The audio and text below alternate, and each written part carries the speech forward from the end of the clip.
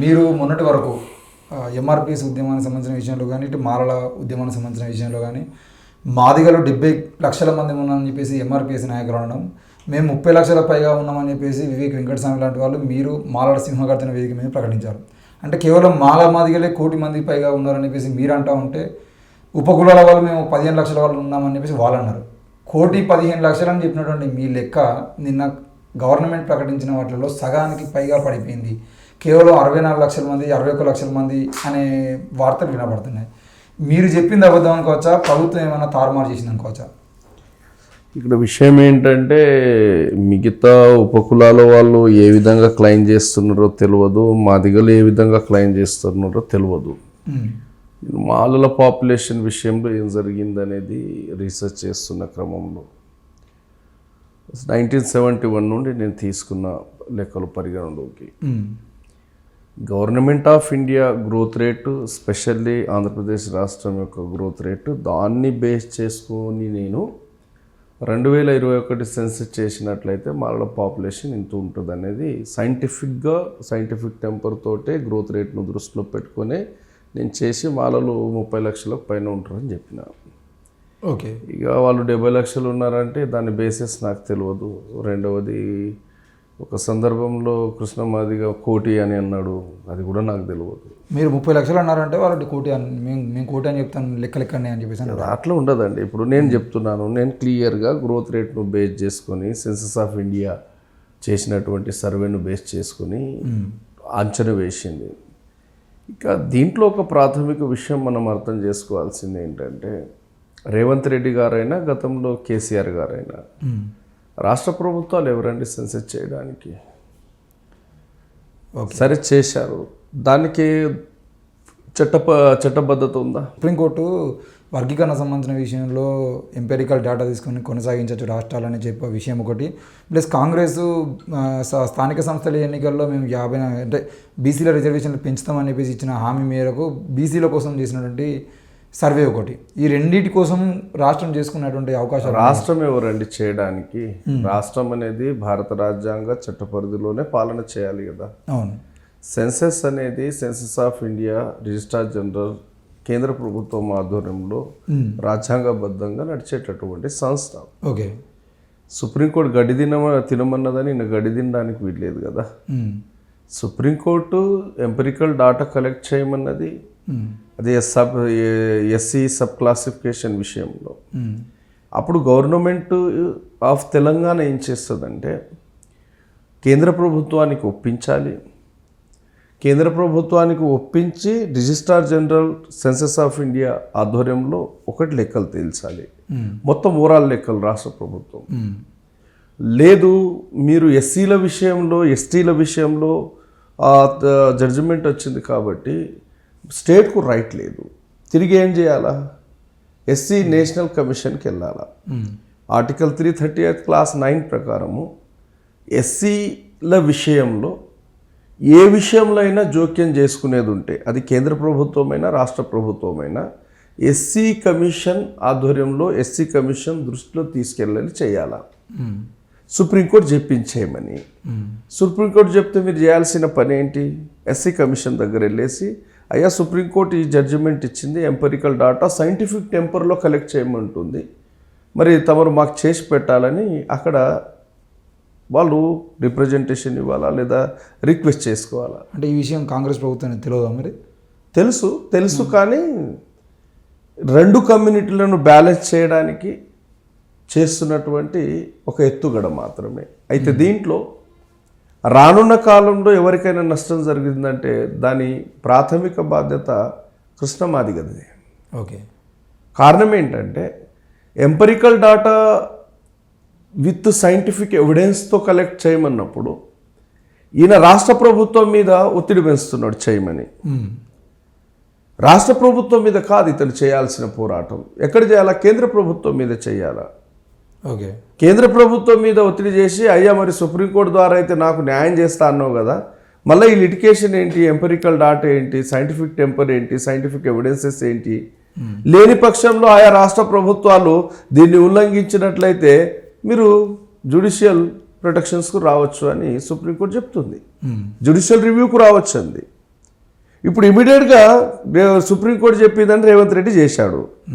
చేసి ఏదో తూతు మంత్రంగా దాన్ని ఇంప్లిమెంట్ చేస్తాడు. ఇమ్మీడియట్గా విత్ ఇన్ ద 1 డే కూడా ఆగదు అది. సుప్రీంకోర్టు దాన్ని కొట్టేస్తుంది. నేను చెప్పింది ఏంటి, నువ్వు చేసింది ఏంటి, చేయాల్సింది ఎట్లా? ఇప్పుడు కృష్ణమాదిగా పోరాటం చేయాల్సింది నరేంద్ర మోడీ మీద. అంటే ఇక్కడ సుప్రీంకోర్టు తీర్పు ఇచ్చిన తర్వాత రేవంత్ రెడ్డి గారు అసెంబ్లీలో అనౌన్స్ చేసిరు. మొన్న కూడా ఒక బహిరంగ సభలో మాట్లాడుతూ కూడా నేను వర్గీకరణ చేయడానికి సిద్ధంగా ఉన్నా అని చెప్పేసి పూర్తి డేటా సేకరిస్తున్నాం అని చెప్పేసి కూడా ప్రకటించారు. రేపు మాపో అవసరమైతే సమావేశం కూడా పెడతాం. ఈయన ఎవరు చేయడానికి? రాష్ట్రం రేవంత్ రెడ్డి అబ్బరాష్ట్రమే ఇది. భారతదేశ రాజ్యాంగ చట్టాలకు లోబడే కదా రాష్ట్ర పాలన జరగాలి. 100%. రాష్ట్ర పాలన జరగాలంటే ఇప్పుడు ఎంపిరికల్ డాటా కోరిందంటే మీరు ఎస్సీ కమిషన్ను సంప్రదించరు, కేంద్ర ప్రభుత్వాన్ని సంప్రదించి మీరు లెక్కలు తీయరు. గతంలో మీకు ఎక్స్పీరియన్సెస్ లేవా? బీహార్ రాష్ట్రంలో నితీష్ ప్రభుత్వం ఏం చేసింది? స్టేట్ గవర్నమెంట్ లెక్కలు తీసింది కదా. లెక్కలు తీసుకొని ఏదో ఇది ఇంప్లిమెంట్ చేస్తా అని దళిత్ మహాదళిత్ అనే అంశాన్ని తెర మీదకి తెచ్చింది కదా. అదే సుప్రీంకోర్టు కొట్టేసింది కదా. ఎందుకు కొట్టేసింది? రాష్ట్రాలకు అధికారం ఎక్కడిదని కొట్టేసింది కదా. ఇది మన రేవంత్ రెడ్డికి తెలియదా? మరి ఇప్పుడు చేయాల్సింది ఏంటి? ఈయన తిరిగి ప్రజల్ని మోసం చేయడానిక?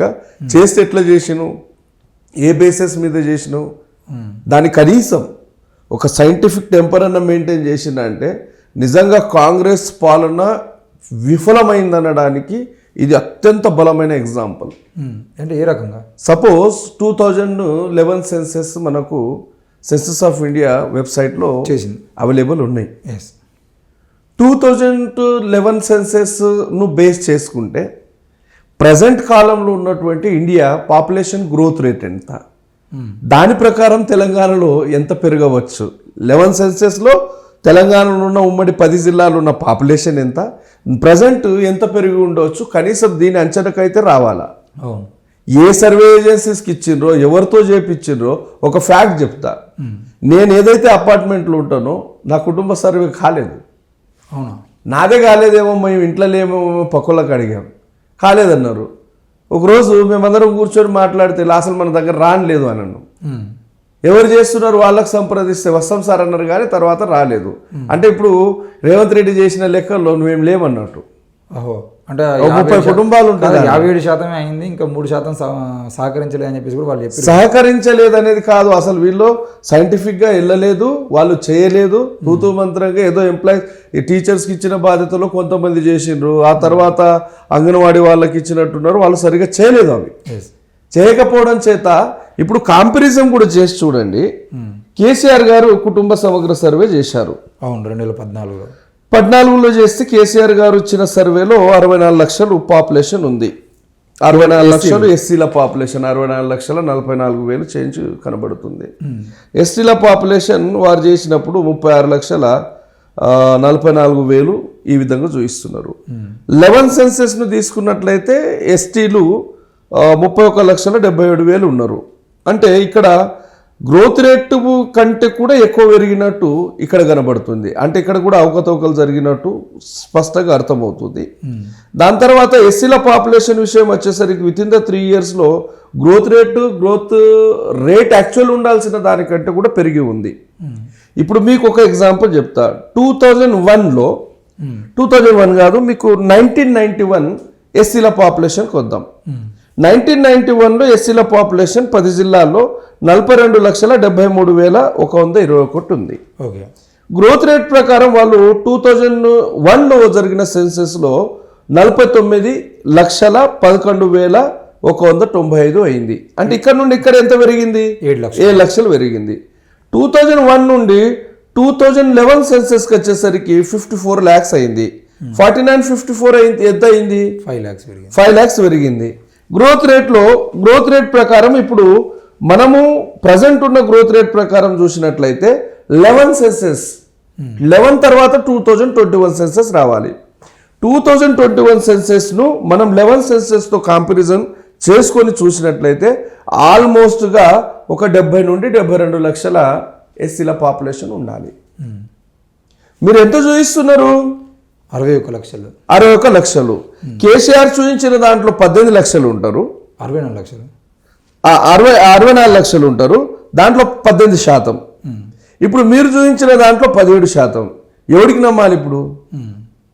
కేసీఆర్కి నమ్మాలనా, ఇతనికి నమ్మాలనా, లేదా సెన్సస్ ఆఫ్ ఇండియా చేసినటువంటి సర్వే గ్రోత్ రేట్ దాన్ని బట్టి నమ్మాలనా? ఇదంతా తప్పుల తడకనండి.